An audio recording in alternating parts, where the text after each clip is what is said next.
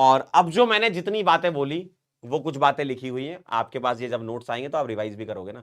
तो ये बातें यहां लिखी हुई हैं, क्या लिखी हुई है? पहला, operate to sigma bond, sigma bond में ऑपरेट होता है ये, सिग्मा बॉन्ड में लगता है ये, ठीक। पाई बॉन्ड के लिए रेजोनेंस होता है।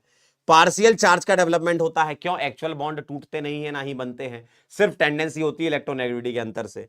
डिस्टेंस पे डिपेंड करता है, क्यों? पहले वाले कार्बन पे ज्यादा चार्ज था, दूसरे पे कम चार्ज था, तो डिस्टेंस पे भी डिपेंड करेगा। और धीमे धीमे इफेक्ट डिमिनिश होता जाएगा, क्यों? क्लोरीन से डिस्टेंस कार्बन की चेन की बढ़ती जाएगी।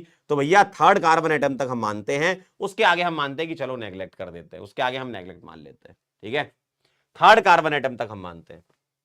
और अगर इनको ध्यान से देखो, सिग्मा बॉन्ड के लिए इंडक्टिव इफेक्ट है, और पाई बॉन्ड देखो कैसे देख रहा है, पाई बॉन्ड देखो कैसे देख रहा है। कौन है ये? कमेंट में क्या लिख रहा हूं? ओम सर है? अरे भाई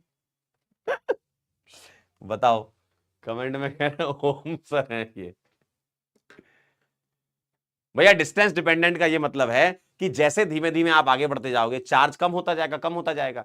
तो फोर्थ कार्बन एटम पे हम जीरो चार्ज मान लेते कि भैया नहीं लगता होगा इतनी दूर तक, ठीक है। जैसे टग ऑफ वॉर खेला है ना आपने, टग ऑफ वॉर अगर कभी खेला हो जीवन में, तो जो पहले पहले दोनों टीम के पहले पहले खिलाड़ी होते हैं वो ज्यादा खींच रहे होते हैं, धीमे धीमे धीमे धीमे इफेक्ट कम होता जाता है, ठीक है। चलिए बहुत बढ़िया, वेरी नाइस।